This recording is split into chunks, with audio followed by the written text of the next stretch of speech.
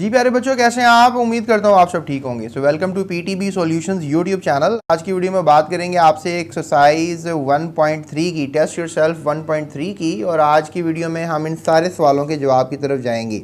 सो पहला सवाल है, how many AMU 1 gram of a substance has. तो प्यारे बच्चों, 1 ग्राम ऑफ AMU देखना है आपने कि एक कितने AMU 1 ग्राम में होते हैं। याद रखें, ग्राम एक बहुत बड़ा यूनिट है, AMU बहुत छोटा और हल्का यूनिट है। छोटे छोटे पार्टिकल्स होते हैं जिनको आप प्रोटॉन, इलेक्ट्रॉन, न्यूट्रॉन कह सकते हैं, उनका ये यूनिट है। तो आपको ये पता होना चाहिए कि अगर हमारे पास एक AMU होगा तो इतने थोड़े से ग्राम्स होंगे, यानी कि 10⁻⁻24 1.66 इंटू 10⁻⁻24 ग्राम्स के बराबर होगा। यानी कि हमने 1 ग्राम के भी बेतहाशा टुकड़े कर दिए हैं, यानी कि 24 टुकड़े कर दिए हैं। यानी कि यू कैन से दैट कि हमारे पास अगर 1.66 लिखा हुआ है तो हमने उसके नीचे जो 1 ग्राम लेना है, लेट्स से दैट, तो that is going to be something like 1 gram के कितने टुकड़े, 1 पॉइंट को हटा दें, 6 लगा लें, तो 1 2 3 4 5 6 7 8 9 10 11 12 13 14 15, ठीक है। यहाँ पर जगह भी नहीं है, 15 16 17 18 19 20 21 22 23 24। Look at that's a big number. यानी एक, देखें आप, अगर हमारे पास एक पिज़्ज़ा होता है उसके हम 2 टुकड़े कर देते हैं तो 1/2 कहलाता है वो। यानी ये पिज़्ज़ा था, हमने इसके 2 टुकड़े कर दिए, दैट इज़ कॉल्ड 1 के 2 टुकड़े कर दिए। अगर हमारे पास पिज़्ज़ा है उसके हमने 3 टुकड़े कर दिए, दैट मीन्स कि पिज़्ज़े के जो हैं वो 3 टुकड़े हो चुके हैं। अगर पिज़्ज़ा है उसके हमने 4 टुकड़े कर दिए, समझ रहे हैं, 1 के 4 टुकड़े हो गए, 1 के 3 टुकड़े हो गए, ये डिविडेंड होता है ना, इसका मतलब ये। अब 1 के अगर हम इतने टुकड़े कर दें तो दैट मीन्स कि 1 के हमने कितने लाखों करोड़ों अरबों टुकड़े कर दिए, तो 1 टुकड़ा उठाएं तो वो इस वज़न के बराबर होगा, that is 1 AMU। So it's a very very small unit. तो सिंपल से अगर हमें ये बात पता है तो इस बात से हम क्या पता लगा सकते हैं कि 1 ग्राम में कितने AMU होते हैं। बेसिकली ये बताना है हमें। ये तो पता है कि 1 AMU में इतने ग्राम होते हैं, ये फिक्स वैल्यू है। तो हमने क्या करना है, इस सारी वैल्यू को यहाँ से उठाना है और लाकर 1 से क्या कर देना है, डिवाइड कर देना है। इक्वालिटी की तरफ डिवाइड हो जाएगा ना, तो लिहाजा 1 ग्राम जो है वो 1/1.66 इंटू 10⁻⁻24 हो जाएगा।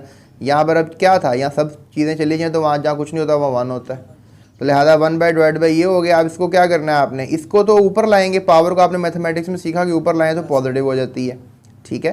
तो अब ये 23 की मैं बताता हूँ मैं आपको, और 1/66 करेंगे तो डेफिनेटली कुछ आंसर आएगा, 0 पॉइंट समथिंग आएगा, 0.602 आएगा। तो फिर वो 0.602 को क्या करना है कि 6 के बाद पॉइंट लगाना है, तो फिर 1 से मल्टीप्लाई कर देंगे। तो लिहाजा इस तरीके से क्या हो जाएगा, -1 से जब मल्टीप्लाई होगा 24 तो 23 हो जाएगा। चले मैं ये भी आपको करके दिखाता हूँ। अब देखें, ये हमारे पास वैल्यू है 1/1.66, जो भी मैंने आपको डिवाइड करके दिखाई है, और ये 10⁻⁻24 है। और अब आपको नज़र आ रहा है, अगर हम 1 को डिवाइड कर देते हैं 1.66 से, तो इसका आंसर क्या होगा, 0.602। तो मैं बाकी जो नंबर्स हैं वो नहीं लिख रहा, बस 0.602 लिख रहा हूँ, ठीक है। और एज यू नो दैट के नीचे 24 रह गया था, ठीक है। अब क्या करना है नेक्स्ट स्टेप में कि हमने -24 को ऊपर लेकर आना है। अब मैंने क्या किया है कि अब ये -24 को मैं ऊपर ले आऊँ, दैट बिकम्स +24, राइट। अब मैंने क्या करना है कि ये पॉइंट को मैंने यहाँ शिफ्ट करना है, तो मैंने डेफिनेटली इस वैल्यू को किससे मल्टीप्लाई करना पड़ेगा, नेगेटिव, मतलब अगर मैं इसको 10 से डिवाइड कर दूँ तो मेरे पास 6.02 हो जाएगा। यानी if we have a number, look at that, what we have 0.602, look at that 0.602, ठीक है। अब इसको मैंने किससे डिवाइड कर देना है, 10 से डिवाइड कर देना है, तो मेरे पास 602 है ना, 0.602, राइट। इसको 10 से मैं डिवाइड कर देता हूँ, ठीक है, तो मेरे पास 0.062 हो जाएगा ना।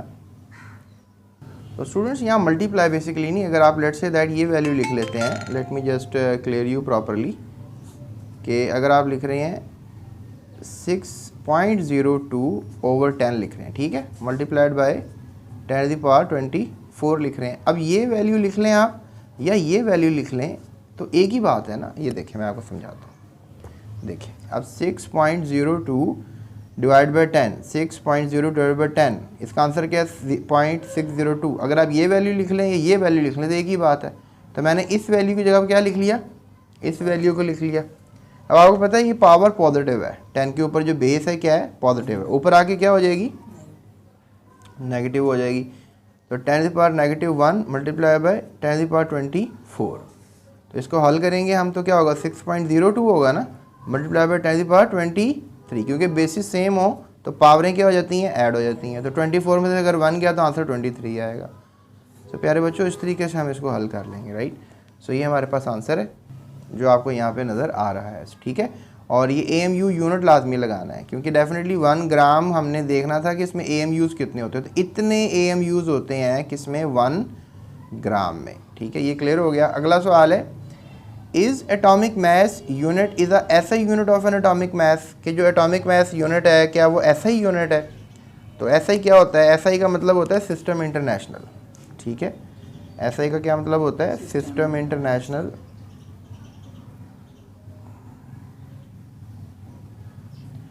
तो प्यारे बच्चों SI बेसिकली जो यूनिट होता है एटॉमिक मास का, ठीक है, वो कोई सिस्टम इंटरनेशनल यूनिट नहीं है। इज़ एटॉमिक मास यूनिट यानी AMU जो है, ठीक है, AMU क्या SI यूनिट है। तो आपने फिज़िक्स में भी पढ़ा था कि SI यूनिट्स होते हैं ना। तो एटॉमिक मास का जो कह लें कि AMU सिस्टम इंटरनेशनल यूनिट नहीं है, लेकिन फिर भी हम AMU में वज़न को लिख लेते हैं अपनी आसानी के लिए। याद रखिएगा AMU एक पार्टिकल के वज़न को शो करता है, जबकि जो ग्राम्स होता है वो ज़्यादा सारे पार्टिकल्स के वज़न को शो करता है। तो ये बस बात समझने वाली है। उसके बाद है अगला सवाल कि what is the relationship between atomic number and mass number. तो ये रिलेशनशिप है, अगर आपके पास प्रोटॉन पता हो और न्यूट्रॉन पता हो तो आप एटॉमिक मास निकाल सकते हैं। अगर आपको एटॉमिक मास का पता है तो आपको पता होना चाहिए कि एटॉमिक मास जो होता है वो प्रोटॉन जमा न्यूट्रॉन के बराबर होता है।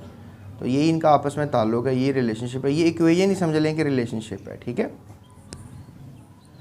उसके बाद सवाल किया जा रहा है जी डिफाइन रिलेटिव एटॉमिक मास। ये मैंने आपको टॉपिक भी पढ़ाया कराया। तो रिलेटिव एटॉमिक मास क्या होता है कि अगर आप किसी भी एटम का वज़न निकालते हैं किसी दूसरे एटम के साथ मुवाजना करके, relative atomic mass of an element is the average mass of its atoms as compared to 1/12 the mass of one atom of carbon 12 at the top. अगर आपने इस बात को समझना है तो मैंने आपको लेक्चर दिया हुआ है, उसमें आप इस बात को समझ सकते हैं। बहरहाल ये इसका आंसर है, आप नोट डाउन कर लें। तो प्यारे बच्चों नेक्स्ट हमारे पास सवाल है जी why atomic mass of an atom is defined as relative atomic mass. किसी भी एटम का जो मास होता है, एटॉमिक मास होता है, उसको रिलेटिव एटॉमिक मास क्यों कहते हैं, इसका ये सवाल है। इसका जवाब ये होगा कि it is the average atomic mass of all the isotopes of an element.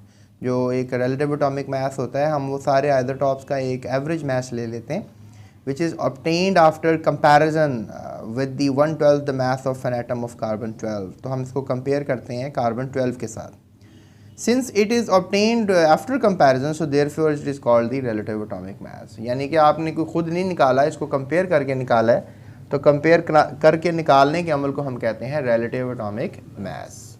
तो प्यारे बच्चों ये थी आज की वीडियो, जिसमें हमने आपको सारे सवालों के जवाब दे दिए हैं और बता दिया है कि क्या इनके आंसर्स हैं। मज़ीद वीडियोस के लिए इस चैनल के साथ रहें। So subscribe PTB solutions. और नेक्स्ट वीडियो आपको थंबनेल वगैरह आ रहा होगा, या आप डिस्क्रिप्शन में प्लेलिस्ट है उसमें आप सारी वीडियोज़ को देख सकते हैं। So that's it, thank you so much. Subscribe किए बगैर मत जाइएगा। अल्लाह हाफ़िज़, अपना ख्याल रखें।